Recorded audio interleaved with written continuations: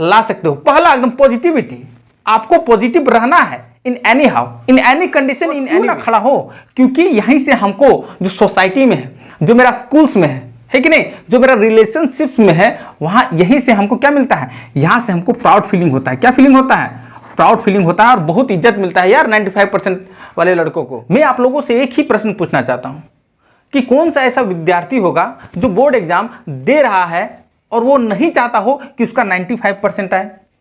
क्या सिर्फ जो तेज लड़के हैं क्लास में, क्या वही सिर्फ 95% ला सकते हैं? जो एवरेज स्टूडेंट्स हैं, जो बिलो एवरेज स्टूडेंट्स हैं, वो क्या 95% जो स्कोर है उसको नहीं ला सकते हैं? तो क्या बोर्ड एग्जाम के स्टूडेंट्स मोबाइल भूल जाएं, फ्रेंडशिप भूल जाएं, टाइम टेबल रूटीन फॉलो करना स्टार्ट कर दें? तो इन्हीं पॉइंट्स पे हम बात करेंगे और वो 5 पॉइंट्स है जो कि आप फॉलो कीजिएगा ना तो डंके की चोट के साथ कह सकता हूं कि जो एवरेज स्टूडेंट्स हैं, बिलो एवरेज स्टूडेंट्स हैं, वो पक्का 95% क्रॉस करेंगे। तो चलिए जानते हैं कैसे। यदि सबसे पहला पॉइंट का बात करेंगे ना, वो होता है पॉजिटिव थॉट्स, है कि नहीं? स्टूडेंट्स के माइंड में ये क्रिएट होना चाहिए, पॉजिटिव थॉट्स, पॉजिटिव थिंकिंग होना ही चाहिए। उनका जो टारगेट है, उनका जो गोल है ना, वो उनका सेट होना चाहिए कि सर हमको 95% से अबव चाहिए ही चाहिए, in any condition, in any situation, in any way, चाहे जितना भी मेहनत करना क्यों ना पड़े। ये उनका माइंड में सेट हो जाना चाहिए। जब तक आपके माइंड में ये पॉजिटिव थॉट्स नहीं है, पॉजिटिव थिंकिंग नहीं है ना, on that condition you will never get success.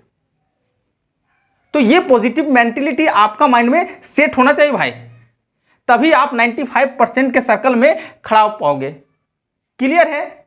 चलिए हम लोग दूसरा पॉइंट से देखते हैं। जैसे ही हम लोग दूसरे और तीसरे पॉइंट्स को देखेंगे, हम यहां लिए हैं मोबाइल और लिए हैं फ्रेंड्स। आप सोच रहे हो सर ये क्या बता रहे हैं? नहीं, सब कोई बोलता है कि आप इससे बहुत दूर चले जाओ, है कि नहीं? लेकिन ऐसा नहीं है। ये आपके जितना पास मोबाइल है, आपके जितना पास फ्रेंड सर्कल है, उतना ही आप 95% के नियर में हो, सामने हो, वहां उस सर्किल में खड़ा हो सकते हो। क्यों? क्योंकि आप लोग जानते हो मोबिलिटी का जो आज का हब है ना, वो बहुत ज़्यादा है। मीन्स कि यदि आपको कोई भी टॉपिक सर्च करना होगा ना, तो हजारों वीडियो का लाइन लगा हुआ है। आप वहां से जाके देख सकते हो। कोई टॉपिक समझ में नहीं आया, सीधे जाओ मोबाइल में, वहां से आप उस टॉपिक को बहुत ही आसानी से एक पढ़ाने वाले सर उस चीज को क्लियर कर सकते हैं कि नहीं कर सकते? इसलिए इसका सबसे ज्यादा यूजेज हो जाता है जब आप चाहते हो कि 95% हमको क्रॉस करना है कि नहीं? Second condition, friends. नहीं, फ्रेंड्स से दूर जाना ही नहीं है। यदि आप बहुत दूर चले जाते हो, ऑन दैट कंडीशन आप 95% के सर्कल में खड़ा नहीं हो पाओगे, इस बात का मेरा गारंटी है। लेकिन जो फ्रेंड्स होने चाहिए, जो दोस्त होना चाहिए ना, वो पढ़ने वाला होना चाहिए। और जो ग्रुप होना चाहिए, आपका 3 से 4 फ्रेंड्स का एक ग्रुप होना चाहिए, है कि नहीं? और जब आप फ्रेंड्स के ग्रुप में कोई भी चीज़ का तैयारी करते हैं ना 95% लाने का, ऑन दैट कंडीशन उसका जो लाने का पॉसिबिलिटी है वो बढ़ जाता है।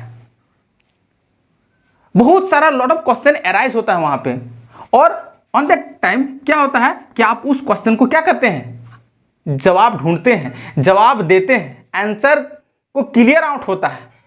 तो ये जो फ्रेंड सर्कल होना चाहिए, कैसा होना चाहिए? एजुकेशनल होना चाहिए, पढ़ने वाला लड़का होना चाहिए, वैसा फ्रेंड्स होना चाहिए, तब जाके आप इस सर्कल में खड़ा हो सकते हो। क्योंकि वहाँ पे बहुत सारा क्वेश्चन, बहुत सारा कंफ्यूजन माइंड में चलते रहता है और उसका सॉल्यूशन भी चलते रहता है। साथ में थोड़ा देर के लिए हम लोग क्या होता है, फन भी होते रहता है, मस्ती मजाक सब वहाँ पे चलते रहता है। और जो मेरा पढ़ाई का जो क्या है रास्ता है ना, वो बहुत आसानी से हम लोग तय कर सकते हैं।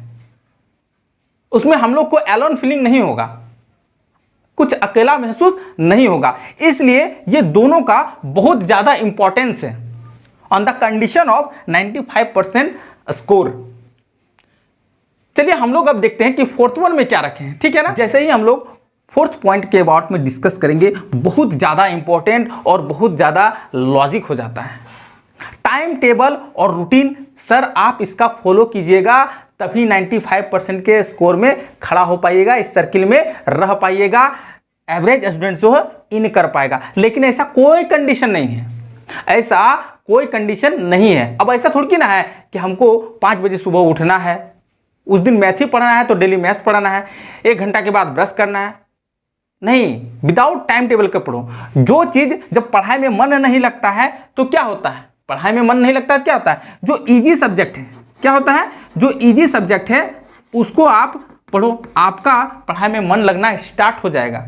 जो एवरेज स्टूडेंट है कि नहीं, उसका तेज होने का यही कारण होता है, इजी सब्जेक्ट को आसानी से क्लियर करना, थोड़ा सा हार्ड, फिर से हार्ड, फिर से हार्ड, इस तरह स्टेप बाय स्टेप हम लोगों को आगे जाना है। ऐसा कोई सिचुएशन नहीं होना चाहिए कि हमको टाइम टेबल रूटीन को फॉलो करना ही करना है। लेकिन हाँ, जब फ्रेंड सर्किल में रहो तो एक टाइम निकाल के आपको उसको फॉलो करना पड़ता है। आप शाम के समय ले सकते हो, उस समय आप फ्रेंड सर्किल के साथ पढ़ सकते हो, 2 घंटा 3 घंटा पढ़ सकते हो, क्योंकि सारा का सारा कोचिंग वोचिंग सब जो ट्यूशन व्यूशन जितना वगैरह है सब खत्म होके क्लियर होके आप ये सर्कल बना सकते हो। लेकिन पूरा दिन भर का एक टाइम टेबल लेके चलना, it is not possible.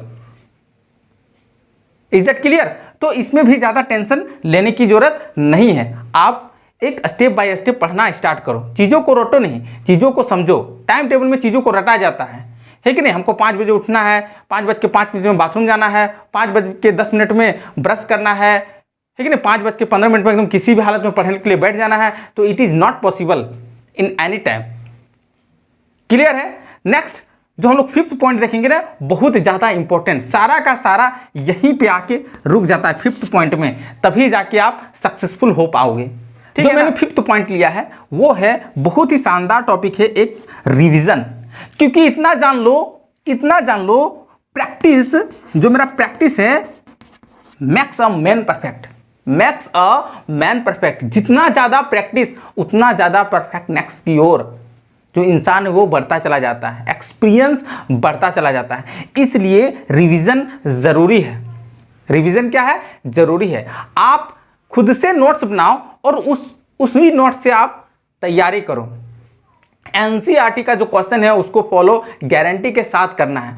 Per day आप सीधे जाओ मोबाइल में और वहाँ से ऑब्जेक्टिव क्वेश्चन को सॉल्व करना है पर डे। कौन सा क्वेश्चन? ऑब्जेक्टिव, हर सब्जेक्ट का नहीं, लेकिन कम से कम 2 सब्जेक्ट का ऑब्जेक्टिव चैप्टर आपको सॉल्व करना है। ये कौन हेल्प करेगा? मोबाइल हेल्प करेगा, है कि नहीं। दुनिया भर का ऑब्जेक्टिव आपको प्रैक्टिस पेपर मिल जाएगा, दुनिया भर का। वहाँ से आप पर डे कम से कम 2 आप अपना क्लियर आउट कर सकते हो।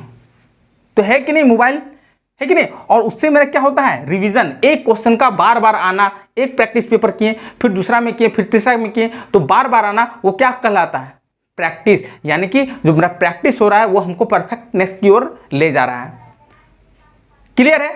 उसके बाद जो मेरा शॉर्ट टाइप क्वेश्चन होता है, जो मेरा लॉन्ग टाइप क्वेश्चन होता है, उसको आप राइट करके प्रैक्टिस करना है कि हाँ मेरा जब लॉन्ग टाइप का आंसर लिखना है तो 1.5 पेज में ही हमको ख़त्म कर देना है। जो मेरा शॉर्ट टाइप का क्वेश्चन आएगा तो उसको हमको 30 या 150 वर्ड में ही ख़त्म कर देना है।